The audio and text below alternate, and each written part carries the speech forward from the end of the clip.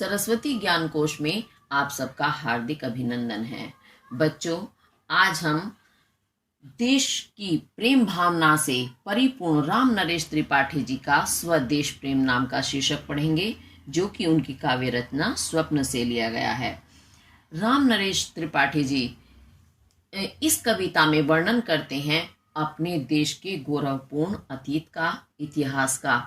वो इसमें बताते हैं कि किस प्रकार हमारा देश प्राचीन काल से ही कितना महान रहा है, हमारे पूर्वज कितने महान रहे हैं, कितने श्रेष्ठ श्रेष्ठ कार्य उन्होंने किए हैं। तो चलिए आगे देखते हैं क्या बताते हैं त्रिपाठी जी इस गीत के माध्यम से। जैसा कि शीर्षक से ही आपको समझ आ रहा होगा, स्वदेश प्रेम। स्व कहते हैं अपना, देश, देश के प्रति जो प्रेम होता है वह स्वदेश प्रेम कहलाता है। तो चलिए गीत पढ़ते हैं पहले उनका।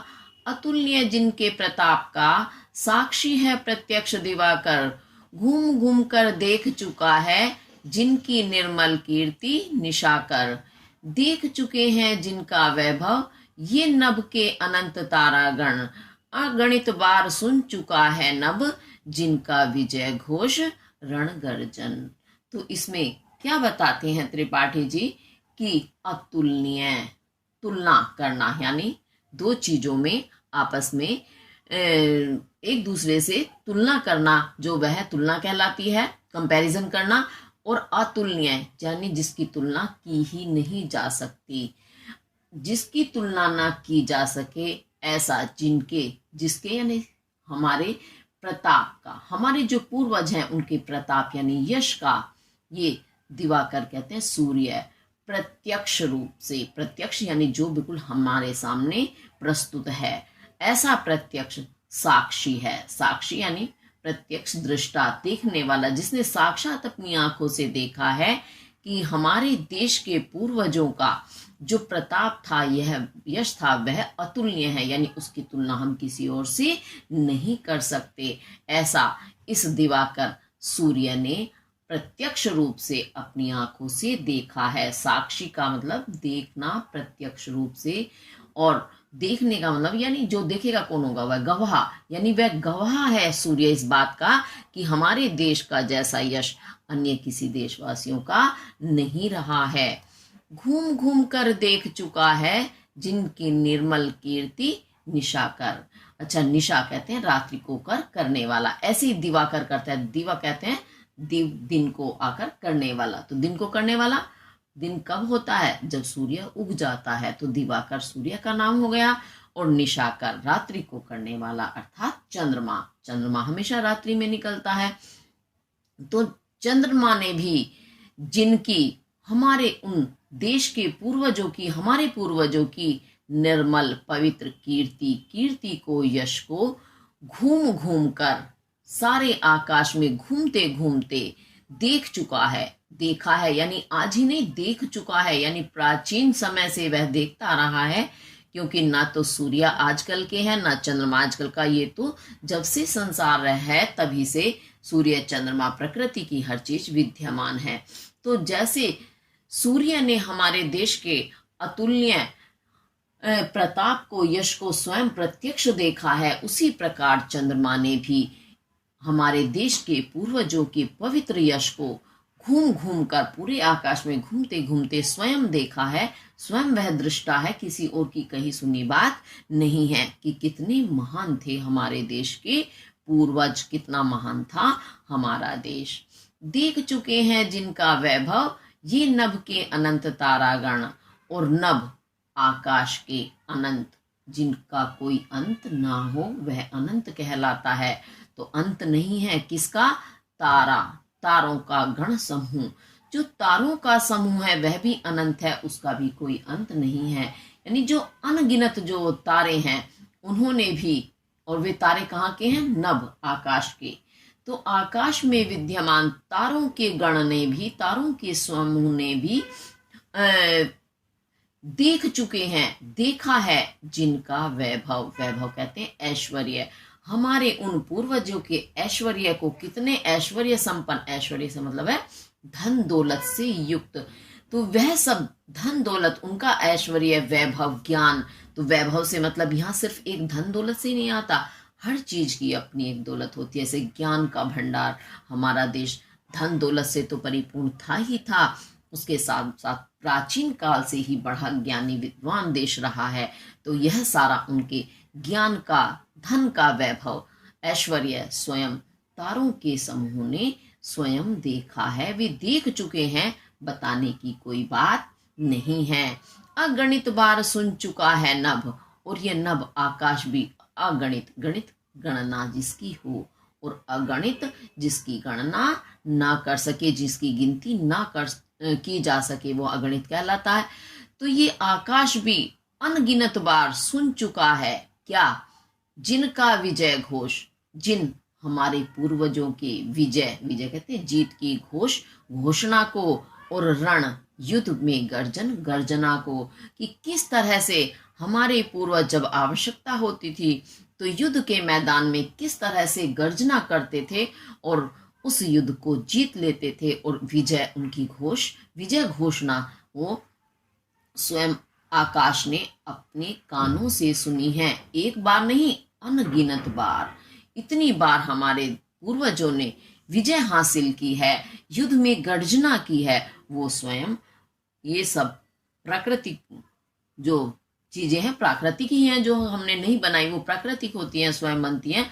तो सूर्य, चंद्रमा, तारों के गण और आकाश ने स्वयं हमारे देश के उन पूर्वजों के यशोगान को स्वयं देखा और सुना है कि कितना अद्भुत था हमारा देश, हमारे देश के महान लोग, हमारे पूर्वज, इनकी तुलना हम किसी से नहीं कर सकते।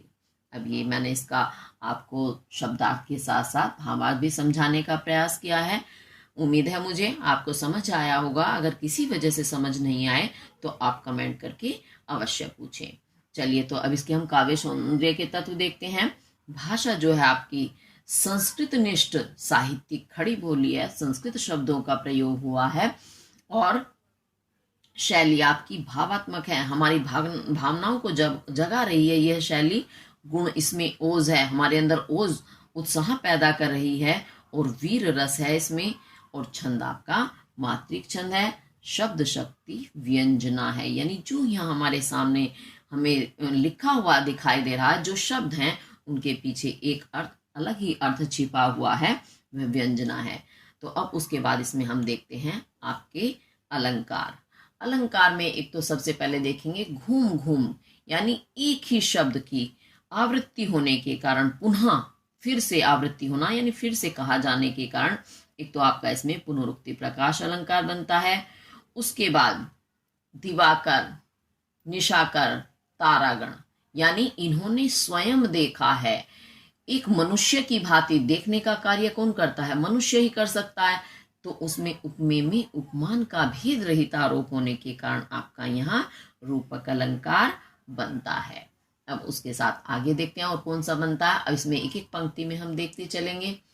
अतुलनीय जिनके प्रताप का साक्षी है प्रत्यक्ष दिवाकर, क्षवर्ण की आवृत्ति हो रही है।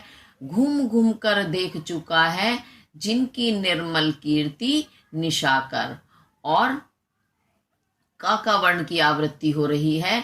देख चुके हैं जिनका वैभव ये नभ के अनंत तारागण, अगणित बार सुन चुका है नभ जिनका विजय घोष रण गर्जन।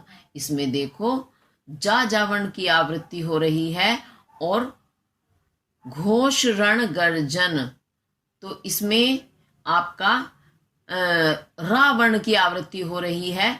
इस कारण आपका यहां बनता है कौन सा अलंकार?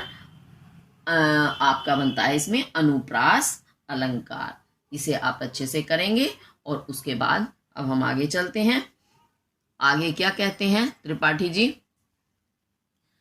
शोभित है सर्वोच्च मुकुट से जिनके दिव्य देश का मस्तक, गूंज रहा है सकल दिशाएं, गूंज रही हैं सकल दिशाएं जिनकी जय गीतों से अब तक, जिनकी महिमा का है अविरल साक्षी सत्य रूप, हिमगिरिवर उतरा करते थे विमान दल जिसके विस्तृत वक्ष स्थल पर। अब इसमें और क्या बताते हैं? त्रिपाठी जी बताते हैं कि शोभित, शोभित कहते हैं सुशोभित होना, विराजमान होना, सुंदर लगना। सुशोभित है सर्वोच्च मुकुट से, सर्व सबसे उच्च ऊंचा, जो सबसे ऊंचा मुकुट से, मुकुट के समान। दिव्य देश, कैसा है हमारा देश? दिव्य अलौकिक देश है, उसका मस्तक। तो उस हमारे दिव्य देश, अलौकिक देश के मस्तक पर आज भी सर्वोच्च मुकुट के समान, सबसे ऊंचे मुकुट के समान सुशोभित हो रहा है। क्या? हिमालय। हिमालय हमारे देश का जो मस्तक है, उसके मस्तक पर मुकुट के समान विराजमान है, शोभायमान है। गूंज रही हैं सकल दिशाएं जिनके जय गीतों से अब तक। और हमारे वो पूर्वज जो महान पुरुष थे, उनके जय विजय के गीतों से आज तक भी सकल दिशाएं, सकल कहते हैं संपूर्ण, सारी दिशाएं आज भी गूंज रही हैं। यानी ऐसे महापुरुष हमारे, इतने महान उनके कार्य थे कि उनके जय गान, उनके विजय के गीत आज भी संपूर्ण दिशाओं में गूंज रहे हैं। आप किसी भी दिशा में जाकर उनका यशोगान सुन सकते हैं। तो इतने हमारे पूर्वज जो थे, ज्ञानी थे, गुणी थे, वीर थे, और वे इतने परोपकारी थे कि उनका यशोगान आज भी चारों तरफ हर दिशा से हमें सुनाई देता है। और जिनकी महिमा का है अविरल साक्षी सत्य रूप, हिम गिरिवर, हिम बर्फ का, गिरी पर्वत वर श्रेष्ठ। यानी जो बर्फ का श्रेष्ठ पर्वत है वो क्या है? हिमालय। हिमालय जो कि हमारे देश के मस्तक की मुकुट के समान है, वह हिमालय, उसने स्वयं जिनकी महिमा का, हमारे उन महान पुरुष की महिमा का अविरल, अविरल कहते हैं लगातार, निरंतर, सत्य रूप, उनका सत्य स्वरूप वाला साक्षी, ये पर्वत आज भी साक्षी है, प्रत्यक्ष दृष्टा है, जिसने स्वयं उन महापुरुषों की महिमा को निरंतर, एक बार नहीं, निरंतर, लगातार, यानी एक के बाद एक महापुरुष। आपको पता है संसार में जो एक बार आता है वो जाता है, लेकिन आने वाले हर पीढ़ी ने, हमारे हर पूर्वज ने अपनी महिमा को, अपने यशोगान को इतना गाया है कि हिमालय आज भी उसका साक्षी है, प्रत्यक्ष गवाह है कि कितने वे महापुरुष महान रहे हैं। वो आज भी उनको अपनी आंखों से देखकर उनके सत्य रूप को हमारे सामने प्रस्तुत करता है। और उतरा करते थे विमान दल, विमान आप जानते हैं जो जहाज होते हैं, दल समूह, यानी जहाजों के समूह जिसके हमारे उस देश भारत के विस्तृत विशाल वक्ष स्थल पर, वक्ष स्थल जानते हैं, सीना, तो सीना क्या होता है? हमारी धरती जो है वही हमारे देश का सीना है। तो हमारे देश के सीने पर, यानी हमारे देश की इस विशाल विस्तृत फैली हुई धरती पर विमानों के समूह आकर के उतरा करते थे। किस लिए आते थे? ये देखने के लिए कि ये भारत जिसका यश चारों तरफ इतना फैल रहा है, जो जिसकी इतनी महानता है, जिसकी महिमा चारों तरफ फैली हुई है, वह देश कितना महान है, ये देखने के लिए विदेशी लोग विमानों के माध्यम से, विमान में बैठ करके हमारे देश में आया करते थे। तो ऐसे हमारे देश की कीर्ति जो थी पूरे संसार में फैली हुई थी कि विदेशी लोग उसे स्वयं देखने आते थे। और वो विमान कहाँ उतरते थे? हमारे देश की धरती के सीने पर, यानी हमारी धरती पर उतरते थे। इसका साक्षी, सत्य, प्रत्यक्ष गवाह ये हिमालय है। हिमालय के वन हैं जिन्होंने स्वयं अपनी आंखों से हमारे देश की उस महानता को देखा है। अब ये मैंने आपको इसमें आपका शाब्दिक अर्थ और भावार्थ एक साथ समझाने का प्रयास किया है। चलिए अब देखते हैं इसके काव्य सौंदर्य के तत्व। भाषा आपकी वही साहित्यिक खड़ी बोली है, संस्कृत निष्ठ है, और शैली आपकी भावात्मक भी है और वर्णनात्मक। ओज है इसमें गुण, ओज गुण है, छंद मात्रिक छंद है, रस वीर है, और शब्द शक्ति आपकी वही व्यंजना है। अच्छा, अब इसमें हम ढूंढेंगे अलंकार। आप भी थोड़ा थोड़ा ढूंढने का प्रयास किया करें, क्योंकि अलंकार मैं बार बार पढ़ाती हूँ, कराती हूँ काव्य सौंदर्य के तत्व, तो आपको अब अच्छे से पहचान हो गई होगी। अगर किसी वजह से आपने नहीं पढ़े हैं अलंकार, तो एक बार अलंकार मैं पढ़ा चुकी हूँ उन्हें अच्छे से देखें, समझे, क्योंकि काव्य सौंदर्य का तत्व आपको बताना अनिवार्य है अगर आपको अच्छे नंबर चाहिए। तो चलिए देखते हैं अब आपका इसमें। एक तो सबसे पहले सर्वोच्च मुकुट से, यानी सबसे ऊंचे मुकुट सा है कौन? हमारा हिमालय, यानी हिमालय को सीधे सबसे ऊंचा मुकुट कहा है।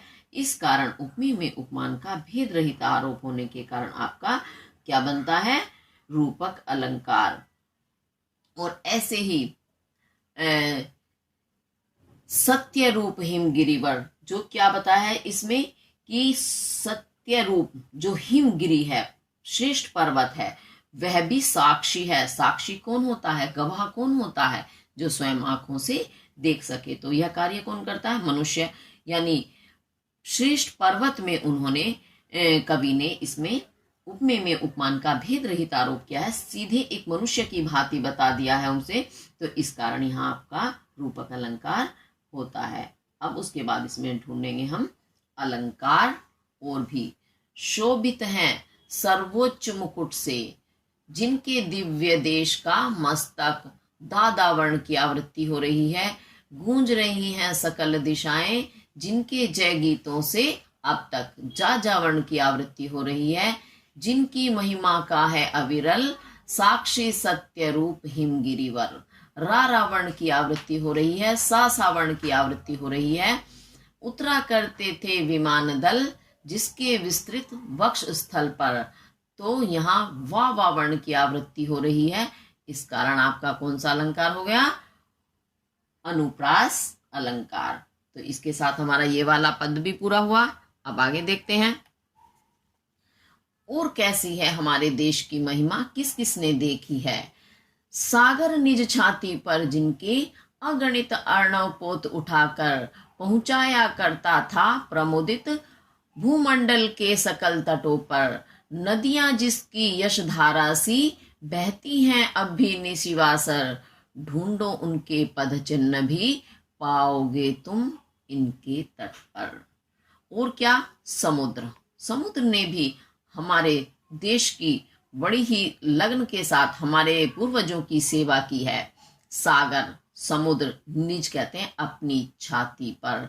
छाती पर यानी अपने सीने पर। तो पानी की जो सतह है वह सागर का या समुद्र का सीना या छाती कहलाती है। तो समुद्र भी अपने सीने पर जिनके, यानी जिन भारत के उन महान लोगों के अगणित, जिनकी हम गिनती नहीं कर सकते, ऐसे अनगिनत अर्णव पोत। अर्णव कहते हैं समुद्र के पोत, जहाज, समुद्र के जहाज, जिन्हें आप पानी के जहाज कहते हो, जो पानी में चलते हैं। तो उन्हें उठा करके यानी उन्हें तैरा करके पहुंचाया करता था प्रमुदित। प्रमुदित, मुदित कहते हैं प्रसन्न, और प्रमुदित विशेष रूप से जो प्रसन्न है, यानी बड़ी प्रसन्नता के साथ। भूमंडल, भू पृथ्वी कैसा है? मंडल, गोलाकार। तो इस पृथ्वी को भूमंडल कहते हैं क्योंकि पृथ्वी हमारी गोलाकार है। तो इस भूमंडल यानी पृथ्वी के सकल संपूर्ण तटों पर, तट कहते हैं समुद्री या नदियों के जो किनारे हैं वो तट कहलाते हैं। तो पृथ्वी के संपूर्ण तटों पर, किनारे पर बड़ी प्रसन्नता के साथ इन भारत के निवासियों के, इन भारत के पूर्वजों या महापुरुषों के असंख्य अनगिनत जहाजों को उठा करके पहुंचा देता था पृथ्वी के संपूर्ण तटों पर। ऐसी लगन के साथ इस सागर ने भी हमारे देश की सेवा की है। और क्या हुआ? नदियां जिसकी यशधारा सी, बहती हैं अब भी निशिवासर। निशि कहते हैं रात्रि, वासर दिन। तो रात दिन अब भी यानी आज भी ये नदियां जो हैं हमारे देश में, जो बहने वाली नदियां हैं वो भी बहती हैं। कैसे? यशधारा सी। ऐसा लगता है हमारे इस देश की महिमा को या हमारे पूर्वजों की महिमा को यश के रूप में गाती हुई सी, यानी उनकी जो धारा है वह यश धारा, यश कीर्ति की धारा जैसी लगती है। ऐसा लगता है दिन रात बहने वाली ये नदियां हमारे उन महापुरुषों के यशोगान को करती हुई बह रही हैं इस धारा के रूप में। ढूंढो उनके चरण चिन्ह भी। और यदि, क्योंकि आज हमारे पूर्वज नहीं हैं, परंतु यदि तुम आज भी ढूंढना चाहोगे, क्या? उनके चरण चिन्ह, उनके चरण पैरों के चिन्ह निशान। तो यदि तुम आज भी उनके पैरों के निशान को ढूंढना चाहोगे, उनकी पहचान को ढूंढना चाहोगे, पाओगे तुम, तो तुम उन्हें पालोगे कहाँ? इनके तट पर, इन समुद्र और नदियों के तट किनारों पर। तुम्हें समुद्र के उन नदियों के तट पर आज भी किनारों पर हमारे उन महापुरुषों के पद चिन्ह मिल जाएंगे, दिखाई दे जाएंगे। कैसे दिखाई दे जाएंगे? क्योंकि उन्होंने इतने सम्मानजनक कार्य किए हैं कि जब आप उन समुद्रों के किनारों पर जाओगे तो आज भी हमारे पूर्वजों के, हमारे देश की महत्ता के जो गीत हैं वो गाए जाते हुए तुम्हें सुनाई देंगे। उनकी कहानी किससे सुनेंगे तो तुम्हें उनकी पहचान मिल जाएगी। तो यही पहचान होती है चरण चिन्ह से। मतलब ये नहीं चरण पैरों के चिन्ह, हम कहीं जाते हैं तो जब पैर रखते हैं वहां निशान पड़ जाता है, उसे ही चरण चिन्ह या पैरों के चिन्ह कहते हैं। तो चरण चिन्ह वो वाले तो नहीं रहेंगे, तो चरण चिन्ह के रूप में यानी उनका नाम आज भी आपको सुनाई देगा कि भारत के निवासी कितने महान रहे हैं, कितना देश ये महान रहा है। आप एक स्थान से दूसरे स्थान या एक देश से दूसरे देश को जाने के लिए पहले तो समुद्री रास्ते होते थे ना, तो उन्हीं से ही सारा हम घूमते थे। तो उसी प्रकार आज भी उन समुद्र के किनारों पर जाकर आपको अपने पूर्वजों के महान गीत सुनने को मिलेंगे और तुम भी वैसा ही व्यवहार करो तो तुम क्या कहलाओगे? उन्हीं पूर्वजों की संतान कहलाओगे। ये भी एक तुम्हारी ही पहचान बनेगी। तो इस तरह से तुम अपने देश के उन महापुरुषों का वर्णन आज भी सुन सकते हो। अब इसके साथ ये वाला जो पद है ये पूरा हुआ। चलिए अब देखते हैं इसके काव्य सौंदर्य के तत्व। भाषा आपकी वही संस्कृत निष्ठ साहित्यिक खड़ी बोली है। शैली आपकी भावात्मक शैली है। गुण ओज गुण है, रस इसमें वीर है। शब्द शक्ति आपकी व्यंजना और छंद है मात्रिक छंद। अच्छा, अब इसमें हम ढूंढेंगे अलंकार। तो अलंकार में हम क्या देखते हैं? पहले देखेंगे हम इसमें सागर निज छाती पर जिनके जा जा वर्ण की आवृत्ति हो रही है। अगणित अर्णव पोत उठाकर आ वर्ण की आवृत्ति हो रही है। पहुंचाया करता था प्रमुदित पा वर्ण की आवृत्ति हो रही है। भूमंडल के सकल तटों पर लाला वर्ण की आवृत्ति हो रही है। नदियां जिनकी यश धारा सी बहती हैं अभी निशिवासर और ढूंढो उनके चरण चिन्ह। यहाँ चा वर्ण की आवृत्ति हो रही है। पाओगे तुम इनके तट पर। तो यहाँ आपकी जहां एक वर्ण की आवृत्ति हो रही है यानी वह दोहराया जा रहा है, तो इस कारण आपका हो गया अनुप्रास अलंकार। उसके बाद देखेंगे यश धारा सी यानी यश के धारा के समान। तो यहाँ तुलना की गई है। तुलना करने के कारण उपमे में उपमान की समानता करने के कारण आपका उपमा अलंकार बनता है। और उसके बाद यश धारा, उन यश की धारा सीधे ही कहा गया है। उनकी यश की वृद्धि जो है नदी की धारा के रूप में दिखाई गई है। तो उपमे में उपमान का आरोप किया गया है, इस कारण यहाँ रूपक अलंकार भी आपका दिखाई दे रहा है। तो इसके साथ ये वाला पद पूरा हुआ। चलिए अब आगे देखते हैं। अच्छा, एक चीज और मैं फिर से बता दूं, अगर आपको कोई भी चीज समझ नहीं आती है तो आप कमेंट करके अवश्य पूछें। अब आगे देखते हैं। विषुवत रेखा का वासी जो जीता है नित हाफ हाफ कर, रखता है अनुराग अलौकिक वह भी अपनी मातृभूमि पर। ध्रुववासी जो हिम में तम में जी लेता है कांप कांप कर, वह भी अपनी मातृभूमि पर कर देता है प्राण निछावर। बहुत ही सुंदर वर्णन है। बड़ी ही देश के प्रति एक अजीब, जो क्या अजीब भी नहीं कहेंगे, यानी एक आंतरिक भावना पैदा होती है अपने देश की मातृभूमि के प्रति। वैसी भावना इन कविताओं को पढ़ने से हो रही है जब इन पद को पढ़ते हैं। बहुत ही सुंदर वर्णन है। विषुवत, विषुवत होता है जो आपने देखा होगा हमारे देश के नक्शा मैप जो होता है आपने देखा, उसके बीच से एक लाइन निकलती है जिसे भूमध्य रेखा, विषुवत रेखा के नाम से जानते हैं। तो उसी का वर्णन करते हुए कवि बताते हैं विषुवत रेखा का वासी कहते हैं निवासी। जो निवासी रहने वाला कहाँ का है? विषुवत यानी भूमध्य रेखा पर। भूमध्य रेखा के जो निवासी होते हैं वहां का वातावरण क्या होता है, बहुत ही गर्म होता है, वहां बहुत भयंकर गर्मी होती है। तो इसलिए कवि कहते हैं उस भूमध्य रेखा के जो निवासी हैं, रहने वाले हैं उस स्थान के, वो जीता है। कैसे जीता है वहां का निवासी? नित प्रतिदिन हाफ हाफ कर, हाफते हाफते, यानी गर्मी के कारण वो हाफते रहते हैं और फिर भी वो अपना जीवन वहां गुजारते हैं। रखता है अनुराग अलौकिक, और ऐसे प्रदेश में, ऐसे स्थान पर रहने के बावजूद भी जहां वहां इतनी गर्मी उन्हें सहन करनी पड़ती है कि वो हाफते हाफते जीवन व्यतीत करते हैं, तब भी वो अनुराग कहते हैं, प्रेम, अलौकिक, अद्भुत, अनोखा, लौकिक इस लोक का और अलौकिक जो इस लोक का ना हो, यानी दिव्य दिव्य अलौकिक प्रेम रखते हैं। फिर भी वो किससे? अपनी मातृभूमि पर। अपनी वो मातृभूमि, मातृभूमि कौन सी होती है? जहां हमने जन्म पाया है, जो माता है हमारी भूमि, जिस भूमि पर हमने जन्म लिया है, तो अपनी उस जन्म लेने वाली भूमि पर भी वे अद्भुत प्रेम रखते हैं। कभी भी उस स्थान को छोड़कर नहीं जाते कि चलो हम यहाँ से इसे छोड़े और कहीं दूसरी जगह जाकर रह लेते हैं जहां अच्छा हमें वातावरण मिलेगा। नहीं, उन्हें इतना प्रेम होता है अपने उस स्थान से, वो अपने उस स्थान को छोड़ करके नहीं जाते हैं। और ऐसा नहीं जाते नहीं, उन्हें अलौकिक प्यार भी होता है अपनी उस मातृभूमि पर। और उसी प्रकार ध्रुववासी, जो ध्रुव प्रदेश के निवासी हैं, ध्रुव प्रदेश में क्या होता है? ध्रुव वाला स्थान क्या होता है? वहां अधिकतर समय में बर्फ गिरती रहती है, सूर्य के दर्शन नहीं होते हैं, हर समय वहां कोहरा अंधेरा छाया रहता है, क्योंकि सूर्य नहीं दिखाई देता है, बर्फ गिरती रहती है, तो इस कारण वहां अंधेरा ही अंधेरा रहता है। तो ध्रुववासी यानी उस ठंडे प्रदेश का जो निवासी है, जो कैसा है? हिम में, बर्फ में, तम में, कोहरे इत्यादि के कारण, तम कहते हैं अंधेरा, अंधेरे में रहने वाला, जी लेता है कांप कांप कर। तो उस ठंडे प्रदेश, ध्रुव प्रदेश का निवासी भी कैसे जीता है? कांप कांप कर, क्योंकि कांपता रहता है और अपना जीवन व्यतीत करता रहता है।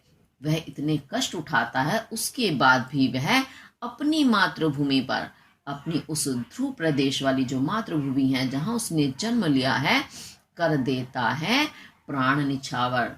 जब उसे आवश्यकता पड़ती है अपनी मातृभूमि की रक्षा करने के लिए, तो उस देश की रक्षा करने के लिए वो अपने प्राणों को भी, निछावर कहते हैं त्यागना, अपने प्राणों को भी त्याग देता है, बलिदान कर देता है।